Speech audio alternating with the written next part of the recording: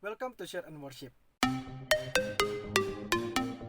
Yuk teman-teman, sebelumnya kita membaca bagian firman Tuhan di dalam Lukas pasal 10 ayat yang ke-38 sampai ayat yang ke-42. Demikianlah firman Tuhan. Ketika Yesus dan murid-muridnya dalam perjalanan, tibalah ia di sebuah kampung. Seorang perempuan yang bernama Marta menerima dia di rumahnya. Perempuan itu mempunyai seorang saudara yang bernama Maria. Maria ini duduk dekat kaki Tuhan dan terus mendengarkan perkataannya. Sedang Marta sibuk sekali melayani. Ia mendekati Yesus dan berkata, "Tuhan, tidakkah engkau peduli bahwa saudaraku membiarkan aku melayani seorang diri? Suruhlah dia membantu aku." Tetapi Tuhan menjawabnya, "Marta, Marta, engkau khawatir dan menyusahkan diri dengan banyak perkara. Tetapi hanya satu saja yang perlu. Maria telah memilih bagian yang terbaik yang tidak akan diambil daripadanya." Teman-teman, pada hari ini kita akan belajar bersama-sama tentang satu topik yang berjudul Good Servant, pelayan yang baik. Teman-teman tentunya pernah mengalami atau menikmati pelayanan yang diberikan oleh salah satu maskapai penerbangan di Indonesia yang bernama Maskapai Penerbangan Garuda Indonesia. Dan tentunya teman-teman ketika menikmati pelayanan yang diberikan oleh maskapai ini sangat kagum dan sangat takjub dengan pelayanan mereka. Ya, tentu saja, karena maskapai penerbangan Garuda Indonesia adalah satu-satunya penerbangan dengan pelayanan yang terbaik di antara maskapai-maskapai yang ada di Indonesia. Bahkan maskapai Garuda di Indonesia juga menyabet berbagai penghargaan dunia karena pelayanannya. Nah, saya pernah sekali menikmati pelayanan yang diberikan oleh maskapai ini. Waktu itu saya sedang liburan dan itu adalah kesempatan yang mungkin sekali gitu didapatkan untuk pulang kampung. Dan saya ketika menikmati pelayanan yang mereka berikan, wah, mereka sangat baik di dalam melayani. Selain mereka menyediakan bagasi 20 kg, mereka juga menyediakan selimut untuk penumpang, makanan, dan juga mereka juga menyediakan pelayanan yang sangat baik, pramugari dan pilot yang sangat ramah dalam melayani para penumpang.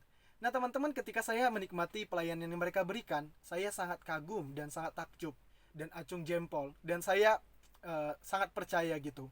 Wajar saja kenyataannya dengan realitas mereka disebut sebagai pelayanan terbaik dari setiap maskapai.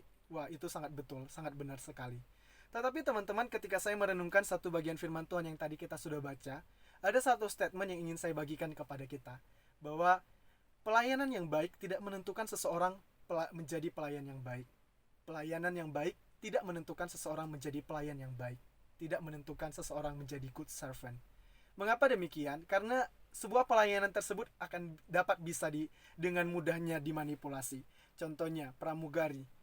Ketika dia melayani dengan baik, bisa saja dia melayani karena paksaan, atau karena tuntutan, karena pekerjaannya, tuntutan dari atasan atau dari bosnya, sehingga dia melayani dengan baik. Sehingga apa yang terjadi, melayani tidak dari hati, melayani hanya dengan paksaan saja. Nah teman-teman yang terkasih dalam Tuhan, kita sebagai pelayan-pelayan baik, pelayan-pelayan yang baik, yang melayani Tuhan tentunya tidak ingin demikian. Nah di dalam firman Tuhan yang sudah kita baca, ada satu tokoh yang sangat menarik, yaitu Marta. Ketika menemukan nama Marta di dalam Injil Lukas dan Yohanes, tentunya di sana disebut bahwa Marta melayani. Nah teman-teman, Marta ini sangat senang melayani. Jadi ketika Tuhan Yesus dan murid-murid sedang di dalam keletihan, mungkin dalam perjalanan pelayanan, mereka tiba di sebuah kampung bernama Betania. Di situ ada Marta. Dan Marta langsung menghampiri Tuhan Yesus. Dan bahkan dilihat di sini, dikatakan di sini bahwa Marta melayani Tuhan Yesus dan murid-murid. Nah teman-teman, ketika kita melihat Marta di dalam Injil Lukas dan Yohanes, mungkin kita sangat takjub gitu dengan pelayanan Marta. Dia sangat senang melayani. Dia bukan hanya melayani Tuhan Yesus, tetapi juga dia melayani murid-murid, sehingga dia mengorbankan waktu, dana, dan juga tenaganya untuk melayani. Tetapi ada satu hal yang Tuhan tegur dengan Marta, dengan pelayanan Marta, oleh karena tidak sesuai gitu dengan apa yang Tuhan mau. Nah pada hari ini kita akan sama-sama belajar dua hal apa yang sebenarnya kita perhatikan di dalam kita menjadi seorang pelayan yang baik, menjadi seorang good servant yang Tuhan mau. Yang pertama, kita belajar jangan sibuk melayani. Di dalam firman Tuhan yang kita sudah baca, di sana Tuhan mengatakan di dalam ayat yang ke-41. Tetapi Tuhan menjawabnya, "Marta, Marta, engkau khawatir dan menyusahkan diri dengan banyak perkara." Mengapa Tuhan mengatakan demikian? karena Marta terlalu sibuk melayani. Teman-teman yang terkasih dalam Tuhan, mungkin kita memikirkan bahwa ketika kita banyak melayani orang, melayani Tuhan di gereja ataupun dimanapun, kita merasa bahwa wah, Tuhan senang, wah, saya menyenangkan hati Tuhan, wah, ini yang terbaik gitu.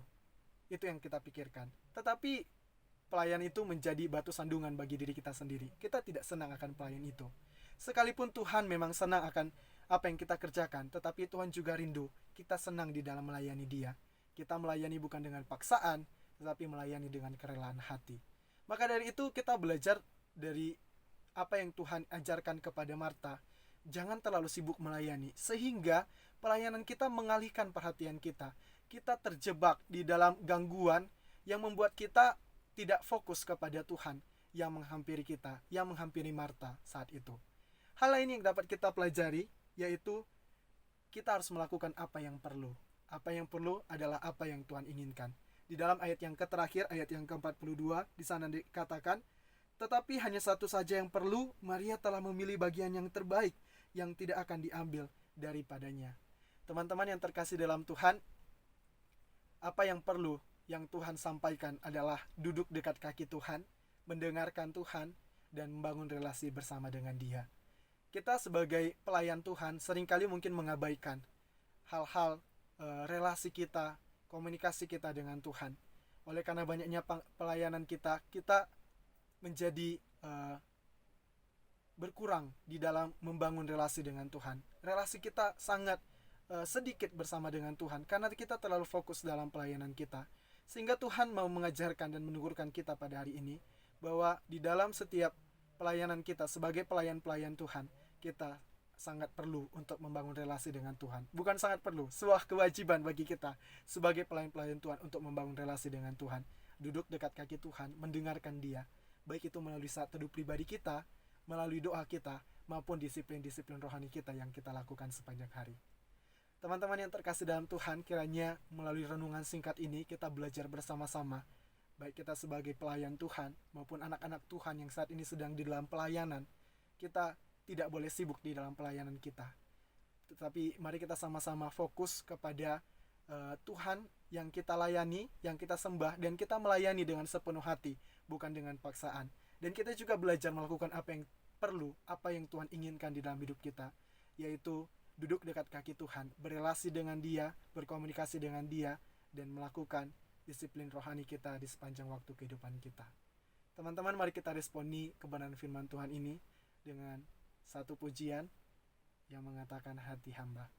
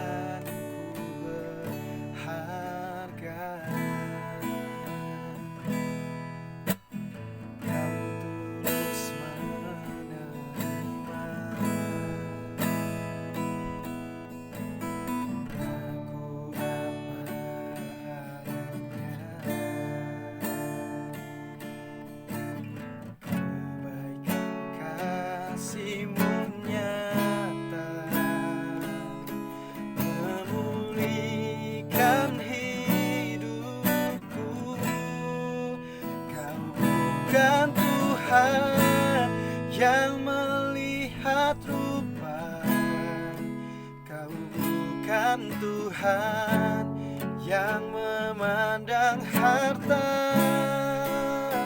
Hati hamba yang selalu Kau cari, biar Kau temukan di dalamku. Selama ku hidup, ku mau menyembahmu, sebab Engkau sangat berarti bagiku.